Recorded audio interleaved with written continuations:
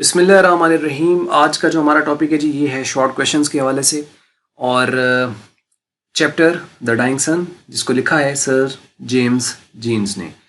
तो इसके जो टेक्स्ट बुक के वैसे यहाँ पे क्वेश्चंस किए गए हैं और दूसरा मैंने आपको जैसे कि ना ओवरव्यू बता दिया था, यानी आपने उसकी जो समरी है उसको आपने अगर डिटेल में सुन लें तो उससे आपको आइडिया हो जाता है और आपको राइटिंग स्किल थोड़ी अगर बेहतर है इंग्लिश के अंदर तो जहाँ से मर्जी सवाल है उसका आंसर जो है वो लिखा जा सकता है अगर आपकी पूरी समरी जो है वो माइंड के अंदर उसके इंपॉर्टेंट जो पॉइंट्स अगर आपके माइंड में है तो। बाकी ज़्यादातर क्वेश्चन आते होते टेक्स्ट बुक से ही हैं और कुछ वो की स्टेटमेंट चेंज होती है, यानी अगर आप उसमें थोड़ा सा गौर करें तो उसमें ये होता है कि क्वेश्चन वही होता है, सिर्फ उसकी जो वर्डिंग होती है वो चेंज हो जाती है, तो हम समझते हैं पता नहीं ये कहाँ से आ गया। इसलिए बजाय कि आंसर को रटा जाए क्वेश्चन को सबसे पहले देखें कि वो क्या है। अगर आपको क्वेश्चन अच्छी तरह समझ आ गया तो फिर आपके लिए कोई प्रॉब्लम नहीं है। एक तो क्वेश्चन के ऊपर फोकस करें, क्वेश्चन को बार बार अंडरस्टैंड करने की कोशिश करें। हम लोग क्वेश्चन तो पढ़ते ही नहीं, सवाल कुछ होता है और जवाब कुछ होता है। जैसे मैं किसी से अगर ये पूछूं कि कल क्या दिन था और वो आगे से कह दे कि हमारे घर मोटर भी लगी हुई है, तो सवाल तो बड़ा ये नहीं कोई और लेकर पूछा गया है और जवाब देखो जरा उसका, हमारे घर मोटर लगी हुई। भाई तेरे से सवाल पूछ रहे हैं कल दिन क्या था तो कह रहा हमारे घर मोटर लगी हुई, कमाल हो गया यार। तो ऐसा हो जाता है समटाइम कि बस हम लोग क्या करते हैं, कोई भी चीज़ होती है ना, कुछ भी हम कर लेंगे, हम पहले से जवाब सोच के बैठे होते हैं क्योंकि हम लोग डरे होते हैं ना कि हमारे पास आंसर इसका क्या देंगे। ये आम कम्युनिकेशंस में इस तरीके से होता है। दो बंदे बात कर रहे हो, तीन बंदे बात कर रहे हैं बैठे हुए, तो एक बंदा बात कर रहे हैं, उसकी बात की तरफ हमारी तवज्जो ही नहीं होती, उसकी बात तो सुननी नहीं है कि वो क्या कह रहे हैं क्या कह रही है ना। हम अंदर अपना जवाब ढूंढ रहे होते हैं, कभी बोली जा रहे हैं यार, ये बोली जा रही है, अब मैं क्या करूं। वो फिर अंदर उसका ना जवाब ढूंढते लेते, सबसे पहले उसको निगेट करता है कि नहीं इसकी बात मैंने माननी नहीं है। ये कह रहा है ना कि 2+2=4 होते हैं, तो मैंने कहना 2+2=5 होते हैं, जो मर्जी हो जाए। वो फिर अंदर से ऐसा जवाब, तो उसने सवाल आपसे कोई करेगा, जवाब आगे से उसको खैर से कोई उल्टी मिलेगा। तो ये इस तरह सिचुएशंस हो जाती हैं। क्वेश्चंस को अंडरस्टैंड करना बड़ा ज़रूरी है। क्वेश्चन करना और क्वेश्चन का अंडरस्टैंड करना ये हाफ नॉलेज से भी ऊपर बात है। जिस बंदे की क्वेश्चन जिसकी प्रॉबिंग बहुत अच्छी होती है ना, जिसे सवाल करना का एक पता होता है ना, असल में वो बंदा होता है नॉलेज वाला। आंसर में तो सारे लोग जी रहे हैं, सवाल के ऊपर कोई जीता नहीं है। और जो इंसान सवाल अच्छा करता है ना, जिसका जितना बड़ा सवाल होगा ना, असल में उतना बड़ा उसका माइंड है, उसकी चीज़ों को प्रिडिक्ट करने का, सोचने का, समझने का। तो आइए हम शुरू कर लेते हैं, बजाय कि हम फिर वो फिलोसॉफिकल क्लास में शुरू हो जाएं, वो फिर इंशाल्लाह कभी फिर कर लेंगे। तो क्वेश्चन आंसर्स लो जी, इसके अंदर 6 सवाल दिए होंगे, इसलिए मैं आपको पहले बता दूं कि वो हम वर्ड बाय वन इसको मैं पढ़ता चले जाऊंगा और आप इसको देखते जाइएगा। पहला क्वेश्चन है, how is it that a star seldom finds another star near it. Seldom का मतलब होता है कि शाज़ो नादर ही, कम चांसेस जिसकी हों, ना होने के बराबर हो। तो कहते हैं ये कैसे मुमकिन है कि एक जो सितारा है वो शाज़ो नादर ही कभी किसी दूसरे सितारे के करीब आ सकता है या आता है। आंसर है, अब इसका जवाब सिंपल है कि कायनात बहुत बड़ी है, बहुत वसी है, अनलिमिटेड स्टार है उसके अंदर, लेकिन उन अनलिमिटेड स्टार्स के अंदर जो फासला है वो भी बहुत ज़्यादा है, मिलियंस ऑफ माइल्स का फासला है उनके दरमियान। तो कहते हैं the universe is so vast and containing innumerable, innumerable यानी अनगिनत, अनलिमिटेड, कि जो यूनिवर्स है वो बहुत वसी है, बहुत वास्ट है, and containing the innumerable stars in it, और उसके अंदर बहुत ज़्यादा सितारे हैं, अनलिमिटेड स्टार्स हैं। The stars are separated from one another at a millions mile distance, यानी मीलों लाखों मील का फासला इनके दरमियान है एक सितारे का दूसरे सितारे से। Therefore, it is almost impossible for a star to come close to any other star. इसलिए बड़ा कम चांसेस होते हैं कि एक सितारा जो है वो दूसरे सितारे के करीब कहीं आ जाए।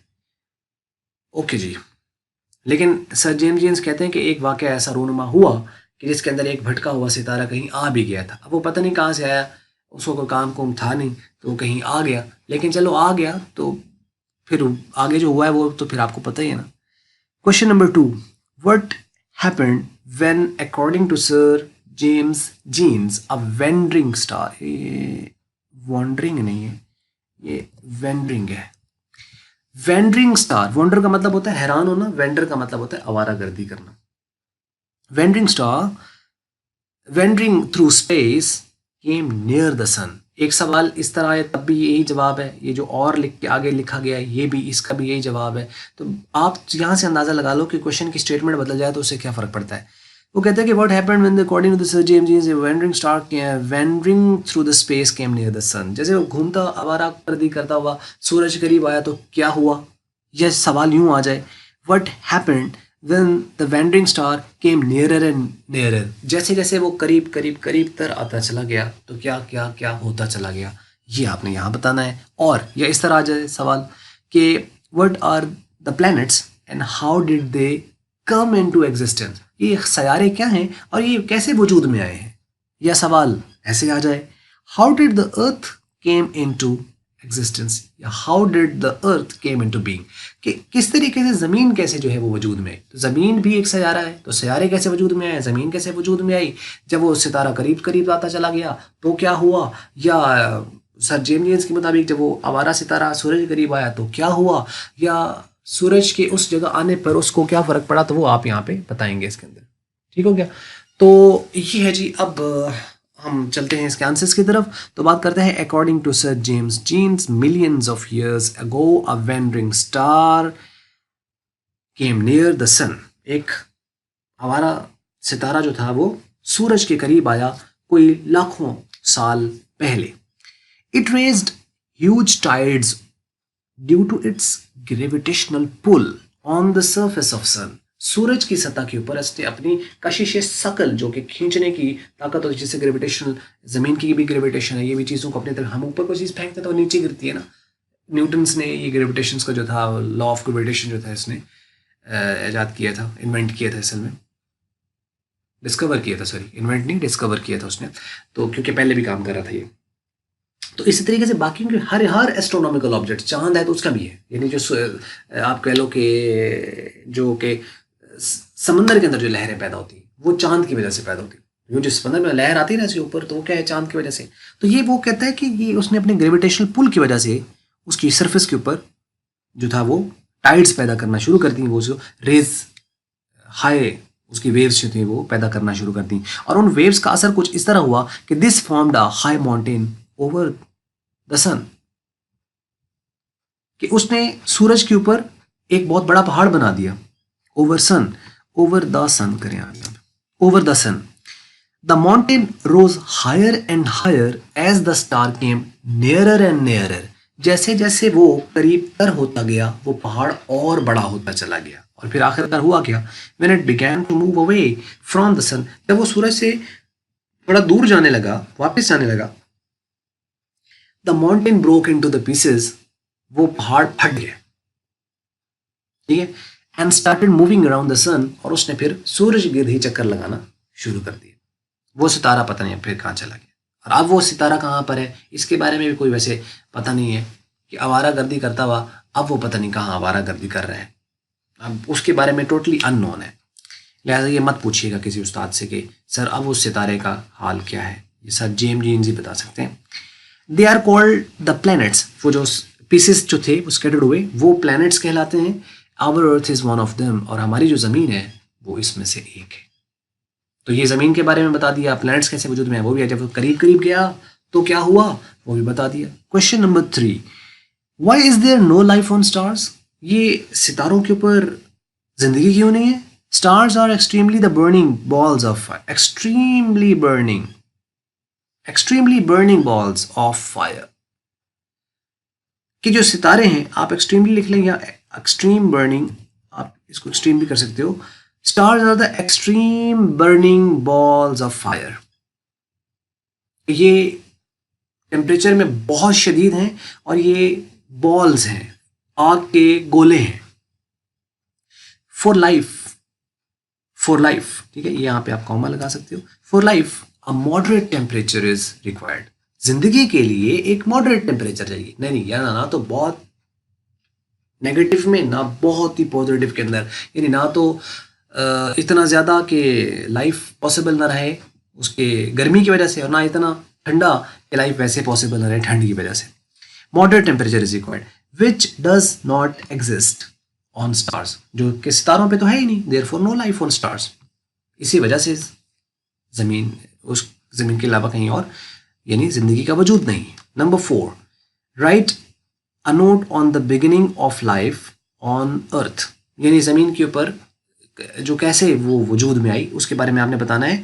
और या इस तरह सवाल आ जाए, how did the life come into existence on the earth, ज़मीन के ऊपर जो ज़िंदगी का वजूद किस तरीके से शुरू हुआ वो आप बताएंगे। Sir James Jeans is unable to tell when, why and how life started, कब, क्यों और कैसे ज़िंदगी शुरू हुई, इसके बारे में उन्होंने कोई जवाब नहीं दिया। वो खुद कहते हैं कि मैं खुद कासिर हूँ, मुझे नहीं पता, ना मेरे से कोई पूछे कब शुरू हुई जी, कोई पता नहीं जी, क्यों शुरू हुई जी, कोई पता नहीं जी, कैसे शुरू हुई जी, भाई बताया ना, कोई पता नहीं। अच्छा चलो कोई बात नहीं। However, he says that first simple organism was born. एक सादा सा एक ऑर्गेनिज्म, लिविंग ऑर्गेनिज्म जो था वो कहीं से पैदा हो गया, पता नहीं वो कहाँ से पैदा हुआ, वो पैदा हो गया, वो भी जमीन के ऊपर, छोटा सा पता नहीं कहीं से, जैसे होता है ना, यानी उसका कहने का मकसद है कीड़ा होता है ना जैसे, तो वो जैसे पैदा हो जाता है, ऐसे पैदा हो गया जमीन के ऊपर कहीं पे भी। तो वो तो मट्टी मुट्टी लग के मेरे ख्याल में उसको तो अजीब सा हो जाना चाहिए था, लेकिन चलो कोई बात नहीं, हो जो गया। Gradually it developed into the complex organism, लेकिन फिर वो क्या हुआ कि जो छोटा कीड़ा था वो कॉम्प्लेक्स ऑर्गेनिज्म बन गया। कॉम्प्लेक्स का मतलब ज्यादा पेचीदा हो गया, यानी वो बढ़ना शुरू हो गया वहां पे। अभी कितनी देर में हुआ है इसके बारे में उसने हमें कोई बताया नहीं, और वो चलो रहने दो। And finally it change into the human beings, और फिर वो इंसानी शक्ल इख्तियार कर दिया, यानी छोटा ऑर्गेनिज्म पैदा हुआ, फिर वो कॉम्प्लेक्स हुआ और कॉम्प्लेक्स से इंसान बन गया। बेहतरीन नहीं होगा, जबरदस्त। तो इस तरह हुई है जी हमारी सर जेम्स जीन्स के मुताबिक हमारी पैदाइश इस तरह हुई है, ठीक है। तो फिर तो का मकसद ही नहीं बनता, फिर इसका खुद ही पैदा हो गया खुद ही मर जाता है, कमाल हो गया यार। चलो कोई बात नहीं। Number 5, why is the universe of which our earth is a part so fretting, क्योंकि जो कायनात है जिसके अंदर हमारी जमीन भी उसका हिस्सा है, ये इतनी डरावनी क्यों है। Give as many reasons as you can, ज्यादा रीजंस आपने देनी है। The universe is frightening to us, ये हमें खौफजदा करती है, हमें इससे खौफ महसूस होता है, because of its wide distances and the long stretches of time, इसके फासले ज्यादा हैं और इसका टाइम जो है वो ज्यादा है। We feel fear because of our littleness and loneliness in this vast universe, हम खौफ महसूस करते हैं अपने छोटेपन की वजह से और इसकी तन्हाई की वजह से, यानी हम एक तो तन्हा महसूस करते हैं, दूसरी हमारी ज़मीन का बहुत छोटी है, जैसे कि उसने शुरू में स्टोरी में बताया कि अगर आप रेत का एक ज़र्रा लें और उसका 10 लाखवां हिस्सा करें तो वो जो 10 लाखवां हिस्सा बनेगा ना रेत के एक ज़र्रे का, वो ज़मीन होगी। तो ये लिटलनेस है। और लॉनलीनेस किस तरीके से कि इंसान अकेला है, इस ज़मीन के अलावा तो कहीं और कोई वजूद है नहीं, तो वो फिर अकेलापन एक महसूस करता है, ठीक है। तो ये अकेलापन में बहुत है, क्योंकि जितने लोग यहाँ ज़मीन के ऊपर हैं उसके साथ तो इसके साथ सही तौर पे हम रहने के काबिल नहीं है, हम रह नहीं पा रहे एक दूसरे के साथ, तो कहीं और होते तो फिर पता नहीं क्या होता है ना। लेकिन खैर, littleness and loneliness in this vast universe, कायनात बहुत बड़ी है और इसके अंदर कायनात ज़मीन छोटी है और उसके अंदर एक तन्हाई है इंसान की। वी फील लॉनली, हम अकेलापन इसलिए महसूस करते हैं because there is no life, because there is no sign of life elsewhere in the universe. इसके अलावा, एल्सवेयर का मतलब यानी ज़मीन के अलावा कहीं और ज़िंदगी का वजूद नहीं है, तो इसलिए हमें ये लगता है कि ये क्या है, ठीक है। तो इसलिए उसको फिर डर लगता है। तो कोई बात नहीं, डर लगता है तो डर तो लगता ही है। छठा सवाल है, what in your opinion should be the condition necessary for the kind of the life we know to exist on other heavenly bodies, do such condition generally exist.